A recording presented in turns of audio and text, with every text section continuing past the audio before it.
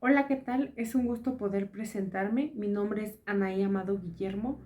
Mi matrícula es BNL 072473.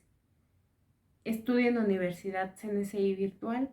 El día de hoy les voy a presentar mi proyecto integrador de la materia Filosofía Jurídica a cargo del profesor Juan López Vargas desde Azcapotzalco, Ciudad de México. El proyecto integrador consiste en una serie de preguntas, las cuales vamos a responder conforme a lo estudiado en esta materia. Y la primera pregunta es, ¿qué importancia tuvo la ONU en la Declaración Universal de los Derechos Humanos de 1948? Fue el organismo que la aprobó y la proclamó como el primer documento que se establecen los derechos fundamentales que deben protegerse en el mundo entero.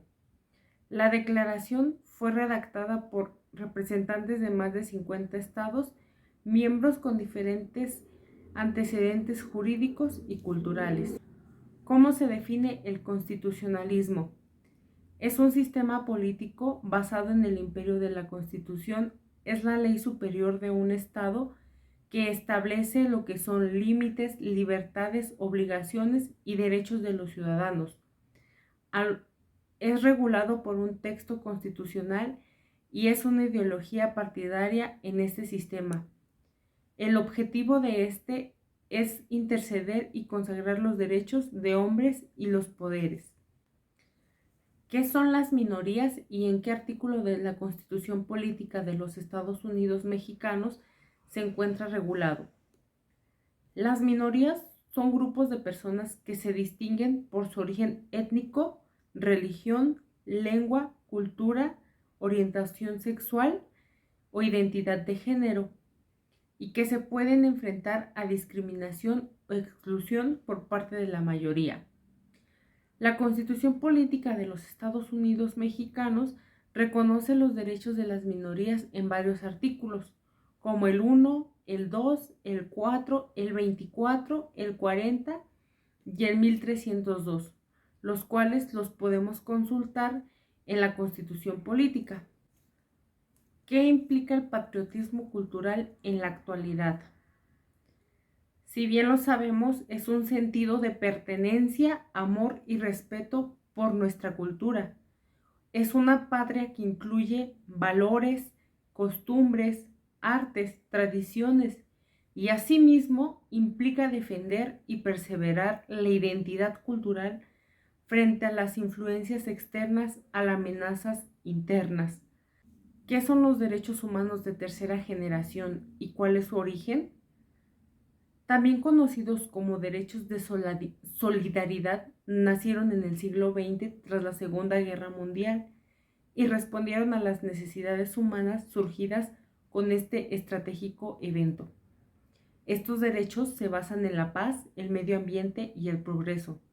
Son una actualización de la Carta de 1948, los cuales están motivados por una serie de preocupaciones globales propias que a finales del siglo XX y principios del siglo XXI, principalmente en el deterioro del medio ambiente y sus efectos negativos en la calidad de vida de cada una de las personas.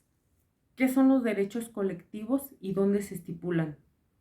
Son intereses de naturaleza indivisible que son reconocidos por un grupo, categoría o clase de personas unidas entre sí o con la parte contraria por una relación jurídica de base. Se estipula en la Constitución Política de México en el artículo 72 en materia agraria y en el artículo 39 en materia de soberanía popular. Este término también designa las acciones judiciales que buscan proteger un hábitat adecuado a la sustentación humana en el desarrollo, el crecimiento equilibrado, las condiciones de salud, los derechos de las minorías, las mujeres y los discapacitados. ¿Qué es la ética, la moral y cuál es su relación con el derecho? Bueno, cada uno de estos tiene un término diferente, sin embargo, el derecho y la ética imponen normas de conducta, pero la diferencia prácticamente es que el derecho es impuesto de afuera por terceras personas, en este caso las leyes, mientras que la ética tiene que ver con lo interno, lo individual y lo moral. El cumplimiento del deber ético requiere de la fortaleza, la generosidad y la firmeza del individuo, mientras que el cumplimiento del deber moral vendría determinado por la fuerza de presión del propio grupo. Con esto se concluyen las preguntas de este proyecto integrador. Asimismo, se anexará un ensayo en el cual se va a argumentar de forma escrita el punto de vista referente a la importancia de la filosofía jurídica. Gracias.